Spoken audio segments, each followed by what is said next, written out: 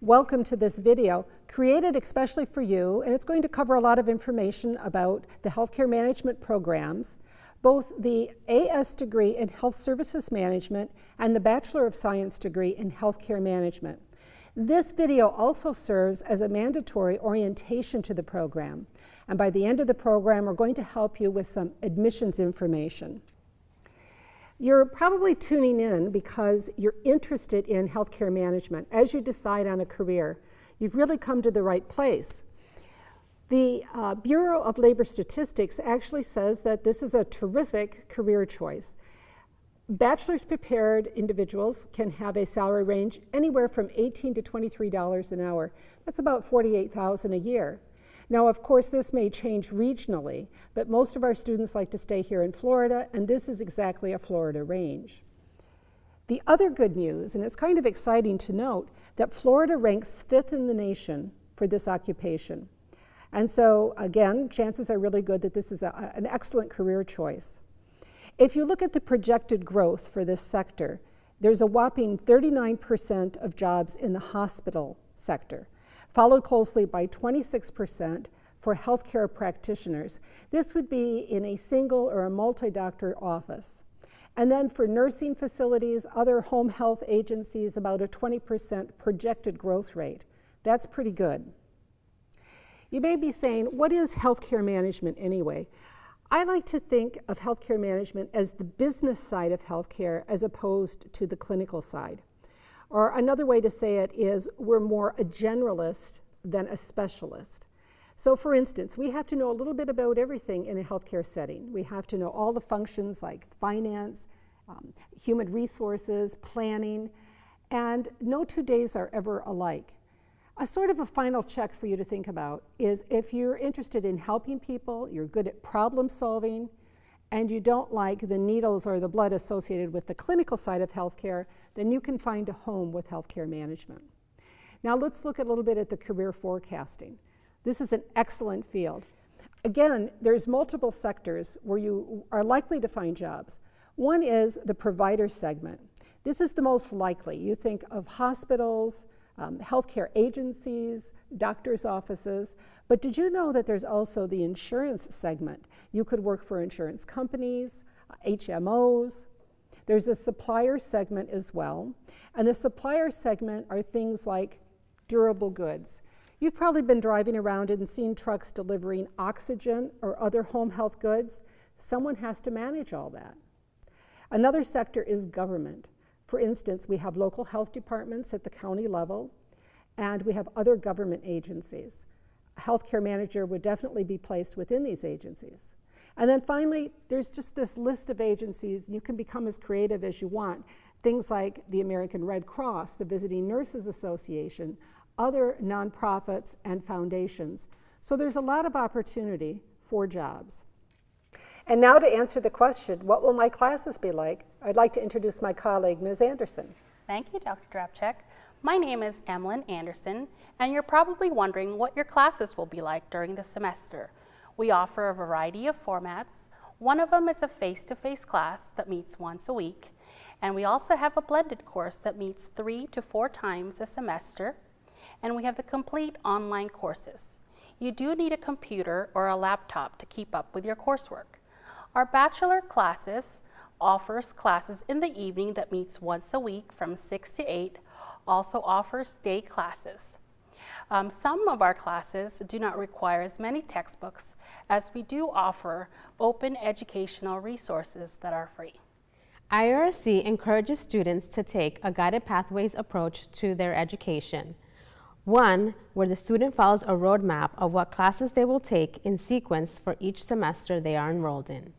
The benefits to the students are numerous, including being able to plan financially, manage their time and resources, and knowing a date of when they will be graduating. So for example, the guided pathways in the AS Health Service Management lays out how the student will earn the state-required 62 credit hours for the degree. Students will take 3 or 4 classes per semester, earning from 11 to 13 credit hours. And it will take 5 semesters to work through this guided pathway. I also want to point out that there are a few pre and co-requisite courses that students have to pay attention to, and as advisors, we work closely with the students to make sure that they know about these requirements. For example, look at HSC 1101, Introduction to Healthcare. You see that HSC 2531, Medical Terminology, is listed as a pre and co-requisite. This means that you have to take either medical terminology prior to enrolling in HSC 1101 or at the same time. When you see this type of requirement, it is really on your benefit to take the course. We encourage our AS students to go on for their BS in Healthcare Management. And in order to enroll in that program, the student will need to have an AA or an AS degree and complete the technical core courses. There are 5 courses totaling 18 credit hours. A grade point average of 2.5 is also required for entrance into this program. As Ms. Inez explained about the guided pathway, the Bachelor of Science program also follows a guided pathway. And within a 4 or 5 semesters, you can obtain your Bachelor of Science degree. Now, the classes are lined up with pre and co-requisites. The prerequisite is that you must have your AS degree and all of that technical core, but also by the time you come down to the practicum class, you have to have all the classes that come before. This is something that you can work out with your advisor. The pre and co-requisites are set up for a reason because they put the classes in order so that you have foundational knowledge and then the next class makes sense for you. I want to talk a little bit about class 4922, which is the capstone program. This is the very last class you have in the program. It is a 6 credit hour class. It is only offered in the fall and the spring semester, so you have to plan accordingly. And you're actually placed at a healthcare establishment. Now, you have to do 75 hours at the site. And if you think about it, if it's a 15-week semester, you're averaging about 5 hours a week on location.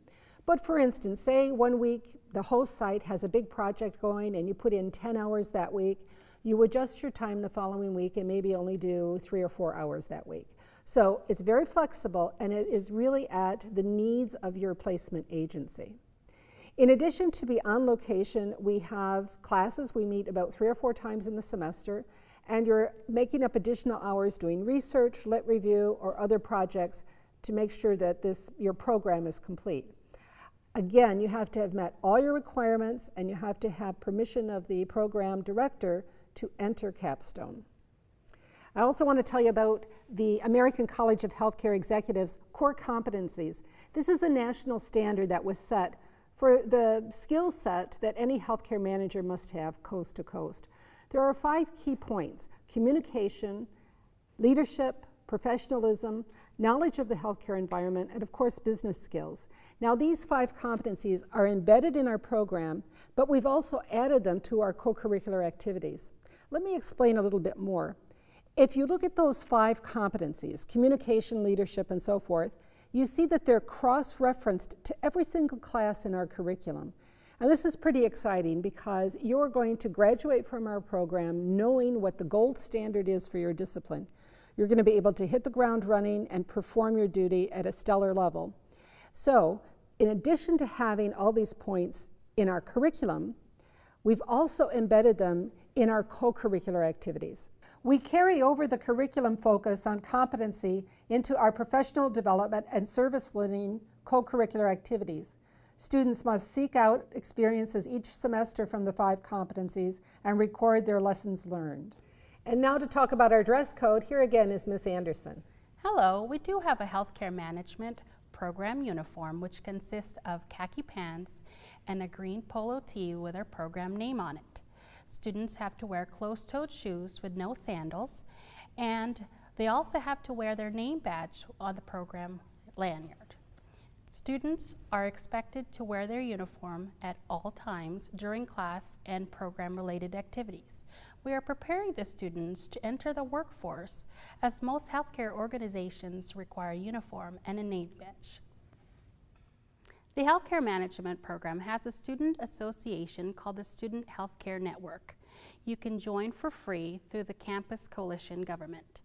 So some of the key benefits to the membership is you can enjoy direct networking with regional leaders in healthcare. You can also meet part or all of your PDSL objectives. So IRC also offers wonderful career services that can help students as they enter into the workforce. And the career services offers career coaching, resume writing, interview preparation, and also finding jobs in the region as well as outside of Florida. Please click on this link. It will bring you directly to the AS in Health Services Management site so that you can enroll.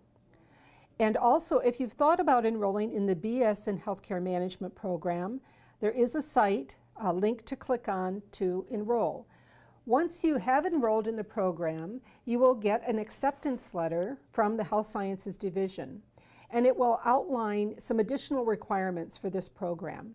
One is that you obtain a drug screening and background check, and there is a $100 fee for that.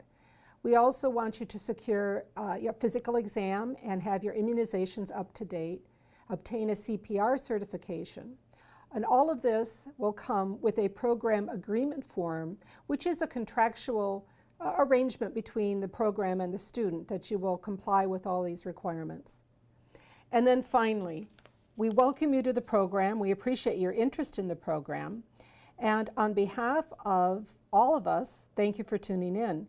If you have questions, please be sure to contact Dr. Ann Drabczyk, the program director, at the contact information listed on the screen.